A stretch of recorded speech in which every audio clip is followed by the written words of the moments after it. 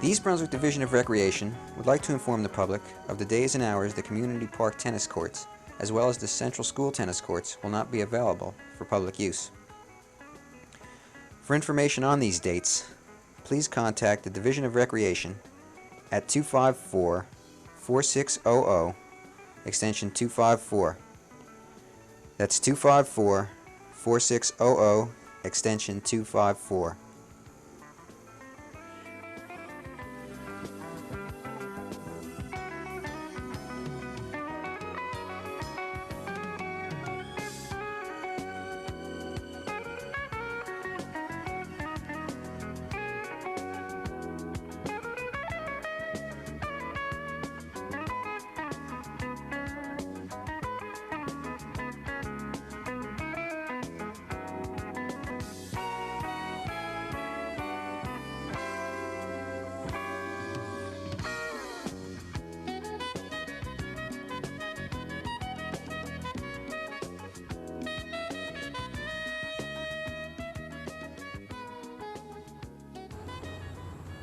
Hello, I'm Vicar Matowski. I'm the maintenance foreman for the East Brunswick Parks Department. I'm standing in front of the East Brunswick's Recycling Center, which is located in the community park just to the left of the entrance to the community beach. This will be the permanent home for the Recycling Center after several other locations have been tried, and turned out that they weren't as feasible as this location. We chose this location because of the proximity to a central area of East Brunswick, such as Community Park. We found that in this location we have very little vandalism, and we don't have to worry too much about pilferage from outside organizations coming in and relieving us of some of the material which we house here. At the present time, the Recycling Center is open for newspapers, magazines. The material is collected here at the Recycling Center, is transported to a salvage yard where the money is then taken in by Troop 132 of the Boy Scouts of America, which is located here in East Brunswick. The glass revenue that comes in is collected by the township and goes into the general working fund of the township, as well as the money from the aluminum collection and the bimetals, which basically is tin. By having the Recycling Center here in East Brunswick, we found that we can cut down on the amount of litter being dispersed onto our streets. Magazines and newspapers are no longer just being taken down to the Edgeboro disposal site and used as landfill. They are being recycled and used again, which helps save on our natural resources, as well as the resources that are saved by simply reprocessing the glass rather than manufacturing it from scratch. The Recycling Center now is under the control of the Division of Recreation and Parks and Public Works.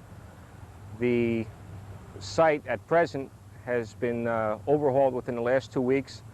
The wooden bins that previously were here have now been replaced with concrete block. We use a loader, front-end payloader, to remove the material from the bins. It's then loaded onto trucks and taken to the centers. The paper, however, is still handled by hand by the Boy Scouts.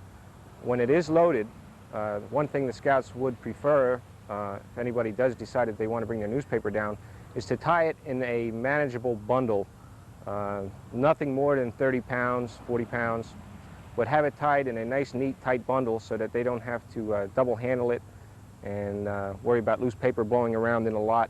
As you can see, basically the area is clear. There's been plant material installed.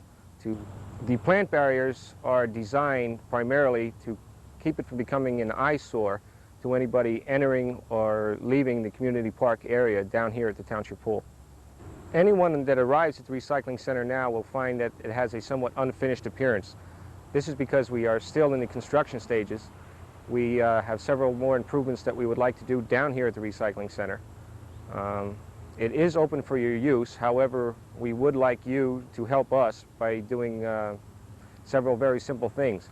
One would be to remove any caps from your bottles, along with the ring caps.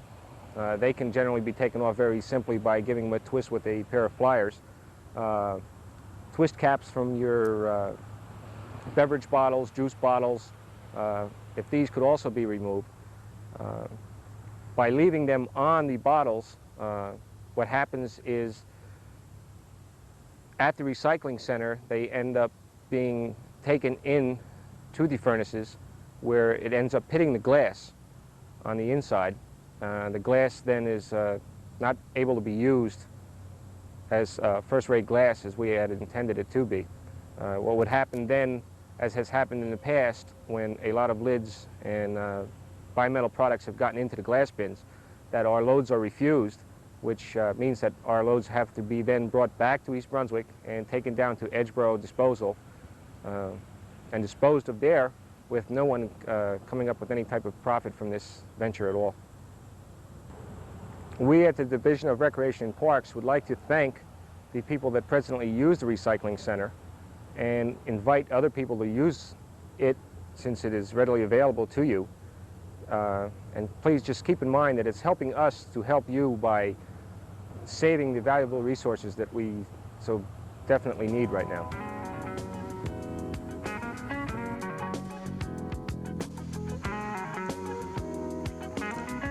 The East Brunswick Girls Sports Boosters will have their monthly meeting on Wednesday, September 9th at 8:30 p.m. in the Aldersgate United Methodist Church at 568 Riders Lane. The group plans to evaluate the softball tournament and the fair exhibit, along with making plans for the coming year. Be an integral part in your daughter's sports activities. Join the Girls Sports Boosters and attend the meetings. Refreshments will be served. For further information, contact Bill Haig at 821-9345 or Gene Morrow at 254-4600 extension 254. We're here at Farrington Lake, which is in the upper chain of the Lawrence Brook Lake chain. We're off of Riva Avenue in East Brunswick, and I would like to explain, as many of you know that live in the Lawrence Brook or Farrington area of Riva Avenue, that the lake level has been dropping. And you may wonder why that is happening, and I'd like to explain briefly why that is occurring and what is causing it.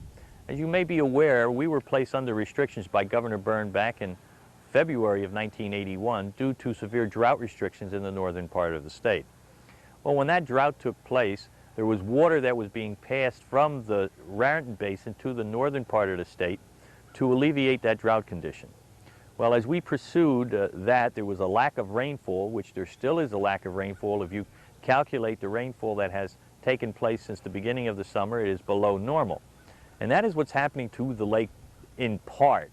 The other part is that East Brunswick and New Brunswick derive part of their water supply from the D&R Canal. The D&R Canal obtains its water from the Delaware River in the area of Lambertville. If you have been reading the New York Star Ledger and some articles in the Home News, there are concerns at the present time by the Raritan River Basin Council that there is insufficient flow in the Delaware River. If that occurs, there would be additional restrictions placed on East Brunswick and New Brunswick and any other users of the D&R Canal for withdrawal of water. During the month of August, there were some severe limitations on the amount of water which could flow from the Raritan River through the D&R Canal and come to the city of New Brunswick and East Brunswick. Well, when that happened in August, New Brunswick was requested by the state to stop withdrawal of the water from the D&R Canal. When that took place, New Brunswick had to rely on its lake chain, which is the Farrington-Lawrence Brook Lake chain, and this is what we're seeing. The culmination of that is the removal or the droppage of the lake level. Where I'm standing right now in the lake bed, there should be about 1.5 feet of water. As you see, the lake has dropped, and if you look to my rear, you can see the channel where the lake normally flows at its deepest point and the other areas which are much shallower. There has been a removal of about 5 feet of water from the lake, and this would be from a vertical, we're talking a vertical drop. We have a shoreline from where the shoreline presently is and where it should be of about 15-foot difference, but we're mainly concerned with the vertical dropping of the lake or the amount of water it would take to remove from the lake to bring it down to its present level. During the month of August, New Brunswick was requested by the state to stop withdrawal on approximately 20 days. If you remember back during the beginning of summer, we did a little feature on the DNR Canal and the Farrington Lake. And at that time, I pointed out that if the lake chain had to be used as a continuous supply, it was only adequate for approximately 60 days, and that would be using it every single day. Well, you can see what happened when we're using it for less than 20 days. So we're talking a very dramatic droppage of the lake level, and this is only from approximately 17 days use. There is sufficient water in the lower chain, which is the Lawrence Brook chain, which passes through Melltown, in that where the water is retained behind a major dam in the area of North Brunswick, just north of Melltown. The area where we're at, up on Riva Avenue, is the beginning of the lake chain, and it has its most dramatic drop here, and we want to demonstrate to bring it forth, and you can see that we are not out of the drought. There are still restrictions that will be placed, and as I said before, if the DNR, the Delaware River Basin Council, decides that there is insufficient flow in the Delaware River, we will be placed on additional restrictions, which then may require the city of New Brunswick to withdraw more water from the lake. One of the things that the state is working on is an emergency connection between the Raritan River and the DNR Canal. This is taking place in the vicinity of Manville. That facility is supposed to be online somewhere around the September 15th. If that takes place, there will be a transfer of water from the Raritan River to the DNR Canal, which then can come down the canal to the intake pipe of the city of New Brunswick in the area of Bugalo Park.